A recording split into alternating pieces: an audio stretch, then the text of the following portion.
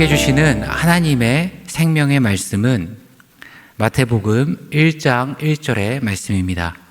아브라함과 다윗의 자손 예수 그리스도의 계보라. 아멘. 오늘은 그가 이 땅에 오신 이유라는 제목으로 하나님 말씀 증거하도록 하겠습니다. 기독교 교회력에는, 그러니까 교회가 1년 동안 저희가 다양한 원력들을 가지고 움직입니다. 그 교회력에는 중요한 기둥 두 가지가 있는데요. 하나는 생명의 절기, 두 번째는 빛의 절기입니다. 생명의 절기는 부활절이라고 하죠. 그래서 부활절이 하나의 중심축이고, 또 12월 달에는 성탄절이, 빛의 절기인 성탄절이 하나의 중심축입니다. 이 두 가지 중심축을 가지고 1년이 교회력이 움직이는데요. 이 두 절기가 너무나도 중요하다 보니까 이 절기 앞에는 항상 깊이 묵상할 수 있는 기간이 있습니다. 부활절 전에는 사순절이 있죠. 그리고 성탄절에는 대림절이 있습니다. 그렇게 이 대림절 기간에 저희가 한 주 한 주 보낸다라는 것은 단순히 예수님이 오시기 얼마 남았다 카운트다운 세는 것이 아니라 그 기간 동안 이 성탄절을 좀 더 우리에게 와닿고 은혜롭게 보내기 위해서는 이 대림절 기간에 내가 어떻게 묵상하고 준비하느냐에 따라 달려있다라는 사실입니다. 그렇게 오늘은 이 대림절 기간, 또 우리가 묵상할 부분을 가지고 함께 은혜를 나누고자 하는데요. 주님이 이 땅 가운데 오신 그 이유에 대해서 우리가 다시금 깊이 묵상하는 시간 되기를 소망합니다. 흔히 우리는 성경을 한 장 넘기면 구약에서 신약으로 넘어가게 됩니다. 그래서 그렇게 어렵지가 않지만 사실 성경 마지막인 말라기 거기서부터 마태복음 불과 한 장에 불과하지만 그 사이의 시간의 갭은 400년 이상의 시간이 있습니다. 흔히 신구약 중간기라고 하는데요. 이때는 어떤 선지자들의 음성도 하나님의 일하심도 온전히 드러나지 않고 침묵의 기간입니다. 그렇다면 이제 구약이 끝나고 무려 400년이라는 시간을 뚫고 예수 그리스도의 탄생이 시작되는 이 신약은 좀 더 그 시작이 화려하고 웅장하면 좋을 것 같지 않습니까? 그런데 우리가 신약의 첫 장인 마태복음 1장을 보게 되면 시작부터 족보가 나옵니다.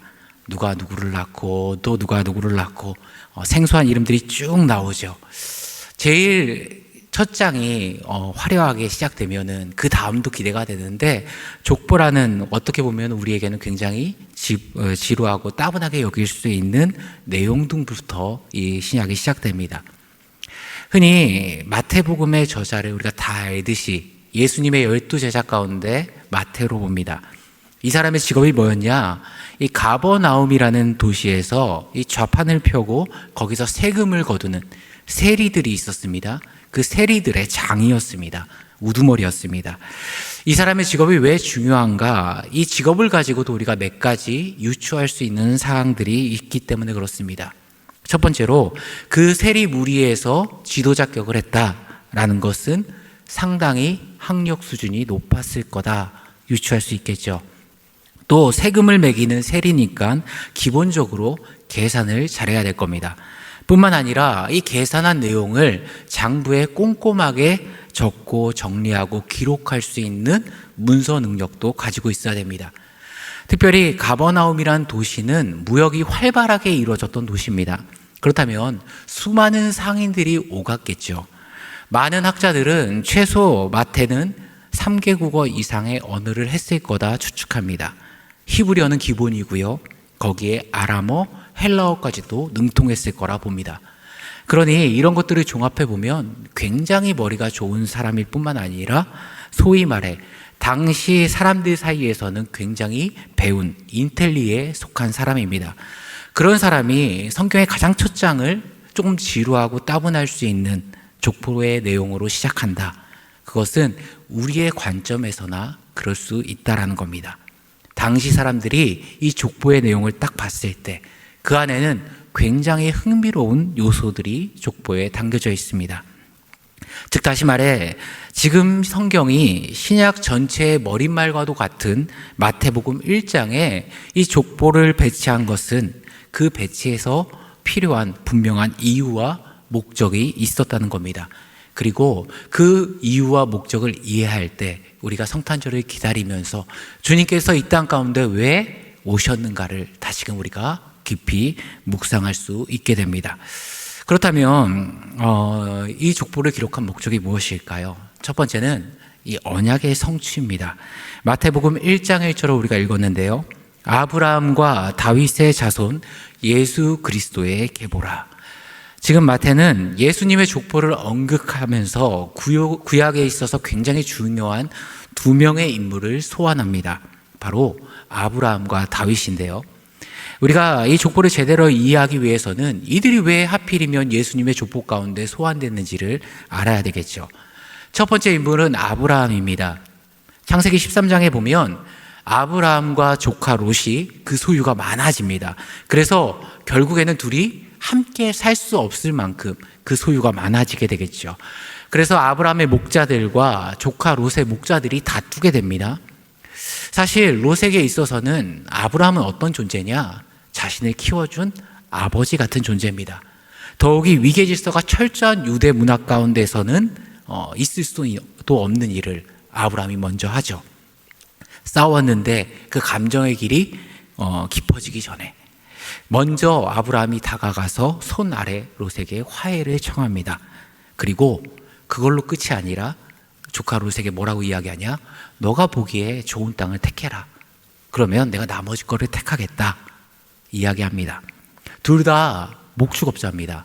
그러면 저 위에서 땅을 봤을 때 어디가 좋은 땅인지 어디가 나쁜 땅인지 대번에 알 수 있겠죠. 그렇게 지금 롯에게 선택권을 준 거는요, 아브라함의 결정에서 어떤 환경이나 눈에 보이는 조건이나 그런 것에 내가 흔들리는 것이 아니라 내가 비록 받는 땅이, 내가 가야 될 땅이 척박한 땅이라 할지라도 그곳에 하나님이 함께 하시면 저는 신뢰합니다. 저는 안전합니다. 저는 땅보다 환경보다 하나님을 더 믿습니다라는 믿음의 고백이 담겨져 있는 겁니다. 그가 이렇게 믿음으로 고백했을 때 하나님께서 놀라운 약속 하나를 주시는데요. 창세기 13장 15절에 보면 보이는 땅을 내가 너와 내 자손에게 주리니 영원히 이르리라. 15절에는 중요한 세 가지 요소가 한꺼번에 들어가 있습니다. 지금 누구에게 주신다 말씀하냐면 너와 내 자손입니다. 여기서 내 자손이라는 단어가요, 원래 이 문장상 문법으로 보게 되면 복수의 형태로 쓰여야지 맞습니다. 그런데 신기하게도요, 여기선 단수의 형태로 쓰였습니다. 즉 무슨 말이냐? 특정인을 지칭하기 위한 단수의 형태로 쓰였다는 겁니다. 누구겠어요? 예수 그리스도. 내 자손에게 뭘 주신답니까? 아브라함이 바라보는 동서남북 모든 땅을 주시겠답니다. 그리고 그 약속을 주신 이가 누구십니까? 만물의 통치자이신 하나님입니다. 그러니까 15절에는요, 땅, 자손, 주권 3대 요소가 다 들어가 있습니다. 국가를 구성하는 3대 요소가 그 축복 안에 다 들어있는 거죠. 다시 말해 하나님께서는 아브라함에게 하나님의 나라를 약속하셨고 그 약속이 오늘 비로소 누구를 통해서 성취된 겁니까? 예수 그리스도의 태어나심으로 성취되었다는 겁니다. 그렇게 바울은 갈라디아서 3장에 이 내용을 분명하게 기록합니다. 3장 15절과 16절에 보면 형제들아 내가 사람의 예대로 말하노니 사람의 언약이라도 정한 후에는 아무도 패하거나 더하거나 하지 못하느니라. 이 약속들은 아브라함과 그 자손에게 말씀하신 것인데 여럿을 가리켜 그 자손들이라 하지 아니하시고 오직 한 사람을 가리켜 내 자손이라 하셨으니 곧 그리스도라. 그러니까 첫 번째로 구약에서 예수 그리스도의 언약을 받은 사람이 누구예요? 아브라함입니다. 두 번째 인물은 다윗입니다. 이 다윗이 왜 예수님의 족보 가운데 등장하는가? 사무엘하 7장을 봐야 되는데요.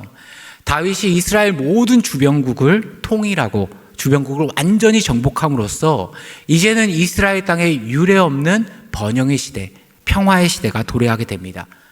그러던 중 하루는 다윗이 성소에 가서 기도를 하다가 은혜 가운데 그 가슴이 결단하게 되는 거죠. 내가 하나님의 은혜로 살았구나. 하나님이 내게 감당할 수 없는 사랑과 은혜를 누리며 살게 하셨구나. 그러면서 마음 가운데 한 가지 생각이 딱 떠오릅니다. 그 생각이 뭐였냐? 나는 백향목 궁전에 살고 있는데 우리 하나님은 저런 천막의 모시다니 그럴 수 없다. 내가 하나님을 위해서 하나님의 성전을 건축하겠다. 이런 아이디어를 가지고 당시 궁정선지자였던 나단을 찾아갑니다. 내가 하나님의 전을 계획할 거야. 막 이렇게 건축할 거야. 그래서 내가 마음대로 하면 안 되니까 하나님의 뜻이 어떤지 한번 물어봐 달라. 이렇게 부탁합니다. 그러고 사무엘상 7장 11절에 이 나단 선지자가 하나님의 답을 가지고 오게 됩니다. 그런데 이 11절이 너무 유명한 다윗 언약이죠. 11절 말씀을 보면 전에 내가 사사에게 명령하여 내 백성 이스라엘을 다스리던 때와 같이 아니하게 하고 너를 모두 원수에게서 벗어나 편히 쉬게 하리라. 여호와가 또 내게 이르노니 여호와가 너를 위하여 집을 짓고. 다윗이 분명 하나님을 위해서 내가 집을 짓겠습니다 이렇게 얘기했더니 하나님이 뭐라고 말씀하시는가? 다윗아, 수많은 식민지 생활을 했던 그 사사 때랑은 다르게 내가 이제는 너의 모든 원수에게서 너를 벗어나게 해줬어. 그리고 이제는 네가 편히 쉴 수 있도록 내가 앞으로 만들어줄 거야. 그런데 온 천하 만물의 주인인 나를 위해 너가 집을 짓겠다고? 아니야, 내가 너를 위해서 집을 지어줄게. 이렇게 이야기하시는 겁니다. 그러면서 약속 하나를 주시는데 12절 말씀을 보시면 내 손이 차서 내 조상들과 함께 누울 때에 내가 내 몸에서 날 내 씨를 내 뒤에 세워 그의 나라를 견고하게 하리라. 여기서도 씨라는 단어가 쓰였죠. 이게 단수입니다. 복수가 아니라. 즉 뭐예요? 예수 그리스도. 예수 그리스도를 통해서 이제는 무너지지 않는 하나님의 집을 세워나가시겠다. 이 메시아의 언약을 다윗에게도 주십니다. 그렇게 그리스도가 이 땅 가운데 정말 임하신 거라면 그 족보에는 반드시 두 명이 언급돼야 됩니다. 누구죠? 아브라함. 두 번째는 다윗. 이 두 사람은 하나님의 메시아에 대한 약속을 구약에서 받은 두 명의 인물이기 때문에 그렇습니다. 그러니까 마태복음 1장의 족보를 보면서 예수님이 다윗의 자손임을 증명하기 위해서다. 또 때로는 뭐 게마트리아 용법이라고 해서 뭐 예수님의 족보를 14번을 뭐 세 번으로 나눠 가지고 뭐 14대씩 세 번으로 나눠 가지고 뭐 그런 용법을 썼다. 이거 전부 다 절반짜리 해석입니다. 그 안에 진짜 해석은 뭡니까? 이 족보의 목적은 예수 그리스도의 혈통을 증명하는 목적이 아니라 누구의 자손이라는 것을 내세우기 위함이 아니라 구약의 아브라함과 다윗을 진적으로 소환해서 그들의 어떠한 모습이라도 하나님의 전적인 은혜와 약속이 있었기 때문에 그들이 예수 그리스도의 족보에 들어갈 수 있었다를 보여주는 겁니다. 그리고 400년이라는 시간이 흘렀음에도 불구하고 하나님께서는 그들에게 주셨던 그 약속의 말씀을 잊지 않으시고 반드시 성취하시는 하나님이라는 겁니다. 풀은 마르고 꽃은 시드나 무엇은 영원합니까? 우리 하나님의 말씀은 영원하다는 겁니다. 시간을 뚫고 지금도 이 땅 가운데서 신실하게 역사하시는 주님의 약속을 성취해 나가시는 하나님인 것을 성경은 보여주고 있습니다. 그렇다면 하나님의 약속이 이 땅 가운데 임했을 때 어떤 변화가 있는가? 바로 마태는 이제는 통치권의 변화를 의식하라 이야기합니다. 족보의 시작에 다윗의 자손으로 오셨다는 것은 하나님의 언약이 성취됐다는 이야기 동시에 어떤 의미를 갖고 있냐? 이 땅 가운데 참된 왕이 도래했다. 참된 왕이 오셨다라는 겁니다. 그래서 마태복음 전체 주제를 관통하는 핵심 메시지가 바로 이겁니다. 참된 왕으로 오신 예수 그리스도입니다. 새로운 왕이, 참된 왕이 이 땅 가운데 오셨다는 게 왜 중요합니까? 왕이 오면요, 바로 필연적으로 그 통치체제가 변화가 일어납니다. 뭐 쉬운 예로 미국은 4년마다 2번까지 대통령이 가능하죠. 그래서 뭐 트럼프 대통령이 이번에 또 연임을 하게 됩니다. 대통령이 바뀌게 되면요, 여러 가지 정책들이 바뀌고 변화를 겪게 됩니다. 그래서 올해 초만 보더라도 여러 가지 관세 정책이나 뭐 다른 나라들과의 관계, 또 뭐 이민자 정책, 유학생 정책, 뭐 여러 가지 변화들이 있었죠. 사실 트럼프 1기 때도 그런 변화들이 있었습니다. 그때도 관세 전쟁을 했고요. 유학생 비자가 굉장히 어려웠습니다. 보통 이제 유학생들이 준비를 하면 F1 비자라고 발급을 받는데요. 보통 이제 미국 같은 경우는 2학기 때 학기를 시작합니다. 가을에. 그래서 한 4월에서 5월 정도 이 F1 비자를 발급을 받아야지 유학을 준비하고 떠날 수 있는데요. 갑자기 트럼프 대통령이 되면서 이 비자 발급 자체가 어려워졌습니다. 1기 때. 보통은 기존에 1, 2주 정도 시간을 잡고 스케줄을 잡으면 나갈 수 있었는데 합격도 되게 까다로워졌고요. 한번 그 까다로운 테스트에서 발급을 받지 못하면은 보통 몇 개월까지 밀렸냐면 5개월에서 6개월까지 다음 재심사가 밀려버리는 겁니다. 그러면 2학기 때 학교를 가야 되는데, 미국을 가야 되는데 5개월, 6개월 뒤면 입학 자체가 안 되는 그런 일들이 벌어졌습니다. 그래서 수많은 사람들이요, 이 중간에 6개월 전에 어떤 사람이 신청하고 빠지는 거 있으면은 그걸 싹 들어가는 업체들이 생겨나기 시작했어요. 그래서 한 2, 3주 동안은 막 컴퓨터로 돌립니다. 그러다가 누가 한 명이 딱 취소하면은 거기에 컴퓨터로 딱 들어가요. 그거 한 번 해주는데 한 150만 원씩 받았습니다. 왜 제가 하냐면, 제가 그거를 받았어야 됐기 때문에, 그때 이제 박사기 때문에 그걸 받았어야 됐기 때문에, 그때 보류가 너무 많이 나서 그런 사람들이 줄을 서고 기다렸습니다. 대통령 한 명 바뀌는데도요, 국가가 운영하는 정책들이 이렇게 왔다 갔다 합니다. 아무튼 우리가 이 땅 가운데 참된 왕이 왔다라고 한다면 당연히 이 땅 가운데 지배하고 있는 통치체제의 변화가 필연적일 수밖에 없겠죠. 마태가 1장에 예수님의 족보를 언급하는 이유는 이 땅 가운데 참된 왕이 비로소 오셨으니 이제는 그 왕으로 말미암아 발생하는 필연적인 변화에 너희는 주목하라는 겁니다. 그렇다면 그 변화가 뭘까요? 로마서 5장 17절에 보게 되면 한 사람의 범죄, 이것은 아담의 범죄를 이야기합니다. 아담으로 말미암아 사망이 그 한 사람을 통하여 왕노릇하였은즉, 즉 예수님이 이 땅 가운데 오기 전에 모든 인생들은 아담의 범죄로 말미암아 그 인생의 끝은 무엇입니까? 죽음과 사망에 이를 수밖에 없는 필연적인 결과의 아래에 놓여 있었습니다. 어찌 말하면 그 인생 전체를 지배하고 있었던 것은 사망이라는 억눌림이 있었다라는 겁니다. 그런데 그 누구를 통하여? 한 분 예수 그리스도를 통하여서 이제는 생명 안에서 왕노릇하리라. 예전에는 사망의 노예였다라면 이제 예수 그리스도의 은혜로 말미암아 생명의 자리로 옮겨졌고 이제는 하나님의 자녀인 의의 후사의 자리에 너희가 변화되었다 이야기하는 겁니다. 좀 더 쉽게 말하면 이제는 우리를 지배하고 있는 그 모든 통치체제가 사망에서 생명으로 180도 뒤집혔다라는 겁니다. 그러면 이 땅 가운데 오신 참된 왕은 어떤 왕이신가?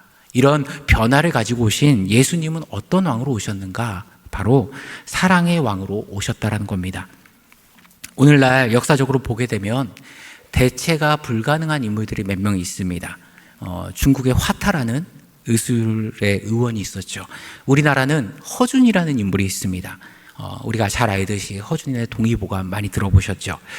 그런데 그 화타뿐만 아니라 이 허준도 동양 한의학에서 굉장히 높이 평가를 받는데요. 이 허준의 동의보감을 보면요, 정말 말도 안 되는 내용들도 담겨져 있습니다. 예를 들면 그 중에 하나가 사내 아이를 얻는 방법이 있습니다. 또 어떤 내용이 있냐? 투명 인간이 되는 방법이 있습니다. 동의보감 안에요. 현대 과학으로 너무나도 터무니없는 내용들이 동의보감 안에 수록되어져 있는 겁니다. 그럼에도 불구하고 동양의 한의학에서 허준을 최고로 치는 이유가 뭔지 아십니까? 허준의 동의보감에는요, 백성을 사랑하는 마음, 안타깝게 여기는 마음이 고스란히 녹여져 있기 때문에 그렇습니다. 사내 아이를 낳지 못할까 봐 불안했던 당시의 여성들, 이번에도 딸이면 어떡할까 불안하는 그 사람들이 아이를 건강하게 출산하기 위해서 육체적, 정서적으로 안정을 취할 수 있는 방법을 의도적으로 넣은 겁니다. 투명인간 되는 법을 왜 넣겠습니까? 임진왜란, 병자호란 겪으면서 수많은 사람들이 죽어나갔습니다. 언제 죽을지 몰라서 덜덜덜 떨고 있었고요. 그 공포로 인해서 정신착락을 일으키는 사람들이 당시에 비일비재했습니다. 그런 사람들이 마음의 위안과 안정을 주기 위한 방법으로 그러한 내용들을 넣었다라는 겁니다. 그러니까 의학계에서는요, 허준을 최고로 칩니다. 마찬가지로 성경의 이스라엘뿐만 아니라 우리나라 각국에서도요, 역사적으로 선한 왕이라고 인정받는 인물들을 보게 되면요, 몇 가지 공통적인 요소가 있습니다. 첫 번째는 강력한 군사력이 있어야 돼요. 두 번째는 경제적인 부를 이루어야 됩니다. 그런데 역사적으로 이 두 가지를 이룬 왕들이 의외로 많습니다. 하지만 그들을 능력 있는 왕이라고 일컫지 선한 왕, 위대한 왕이라고 부르진 않습니다. 이 두 가지 요소에다가 한 가지가 더 첨가돼야 되는데요. 그래야 비로소 모든 국민이 대왕이다, 선한 왕이다 칭찬하고 존경하는데요. 그 세 번째 요소가 뭐냐? 바로 애민정신입니다.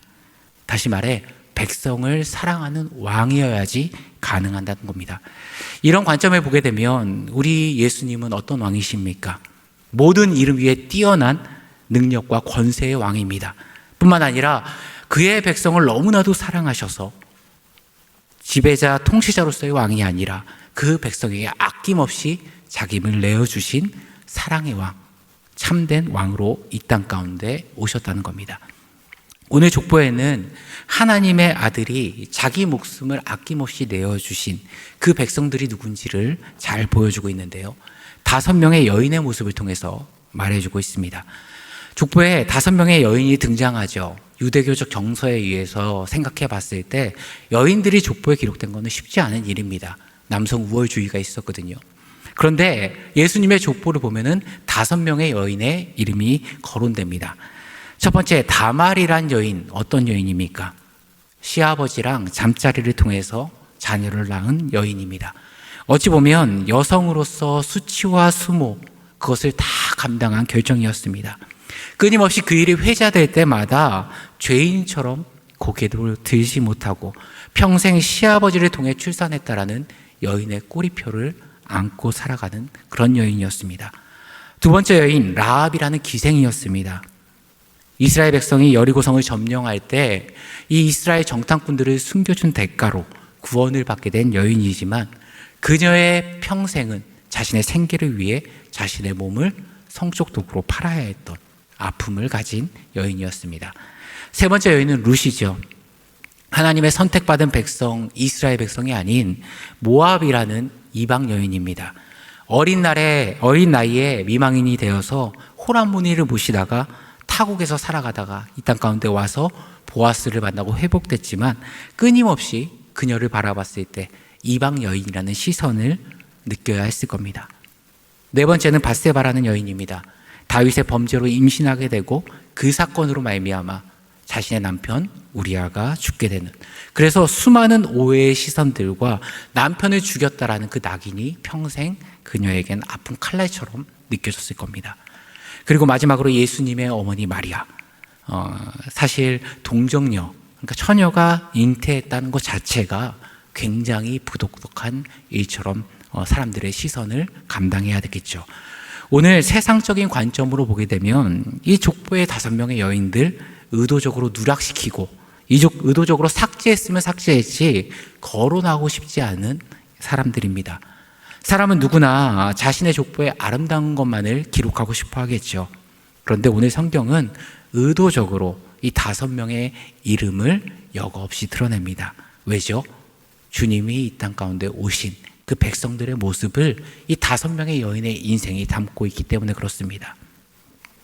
다말과 같이 평생 눈물을, 아픔을 품고 사는 사람, 라합과 같이 다른 사람에게 손가락질 받는 사람, 롯과 같이 다른 사람의 편견 시선, 편견 다른 말의 깊은 상처로 가슴에 패인 그 아픔을 느끼는 사람, 밧세바와 같이 누구에게도 말할 수 없는 사랑하는 사람의 죽음과 상실, 또 내 가정사에 다른 사람에게 이야기할 수 없는 비밀과 같은 눈물의 골짜기를 품고 있는 사람, 세상에서 사람들에게 외면당하고 소외당하고 자신의 삶이 베이고 찢기고 그 패인 가슴으로 오늘도 눈물 짓고 살아가는 하나님의 백성들을 위해 예수님이 이 땅 가운데 오셨다라는 겁니다. 그렇다면 우리가 이 성탄절을 기다리며 이 대림절의 기간을 보낼 때 우리가 분명히 해야 될 것은 무엇이겠습니까? 예수님이 이 땅 가운데 그 사랑의 왕으로 오시며 우리에게 꼭 하고 싶었던 내용이 무엇인지를 오늘 성경 마태복음 1장 23절에는 분명하게 기록하고 있습니다. 예수님께서 이 땅 가운데 오신 목적은 바로 우리와 함께하기 위함이다. 성경은 이야기합니다. 자신의 몸을 내어주기까지 그렇게 사랑했던 그의 백성들과 이 땅 가운데 오셨던 그 목적이 무엇이냐? 바로 나와 함께 임마누엘 하나님으로서 우리의 인생길에 함께 동행하시고 함께 거하시기 위해서 오셨다라는 겁니다. 그렇다면 우리가 이 성탄절을 맞이하면서 준비하면서 우리가 반드시 해야 될 것이 무엇이겠습니까? 내 삶 가운데 주님과 멀어지게 만들었던 것들, 주님과 함께 있기에 방해가 됐던 요인들, 그런 것들은 없는지 우리 삶을 돌아보고 내 삶을 주님께로 먼저 다가가는 모습이 있어야 될 줄 믿습니다. 요한계시록 3장 20절에 보면 볼지어다 내가 문 밖에 서서 두드리노니 누구든지 내 음성을 듣고 문을 열면 내가 그에게로 들어가 그와 더불어 먹고 그는 나와 더불어 먹으리라. 지금도 이 성탄의 기간 동안 또 여러분의 마음 가운데 주님은 여러분의 마음과 함께 하시기 위해 마음의 문을 두드리고 계십니다. 우리가 해야 될 것은 그 주님의 두드림의 소리에 귀 기울이고 나의 마음 문을 열고 주님의 자리를 마련하는 것입니다. 세상에 많은 사람들이 성탄절 공휴일이다, 그때 무슨 재밌는 걸 할까, 어떤 좋은 음식을 먹을까, 어떤 선물을 받을까, 온통 그것에 나의 마음이 채워져 있는 그 순간에 사랑하는 성도님들은 이 대림절 기간 나를 위해서 이 땅 가운데 오신 주님을 생각하면서 내 마음 가운데 가득가득 차있던 것을 하나둘씩 덜어내시고 주님이 두드리는 그 문소리에 반응하셔서 온전히 이 성탄절에 주님을 내 마음 가운데 모시고 주님과 더불어 마시며 함께 누리시며 동행하시는 은혜의 절기 되기를 주님의 이름으로 간절히 소망합니다. 함께 기도하시겠습니다. 참 좋으신 하나님 아버지, 항상 우리를 주님의 사랑으로 붙들어 주시고 동행하여 주시며 우리와 함께 해주심에 감사를 드립니다. 이 성탄절의 기간 우리 마음 가운데 가득 채워졌던 세상의 가치와 나의 만족들 내려놓게 하시고 오로지 주님을 위해 나의 마음 가운데 처소를 예비할 수 있는 주의 백성들 되게 하여 주옵소서. 이 모든 말씀 우리 주 예수 그리스도의 이름으로 기도드리옵나이다. 아멘.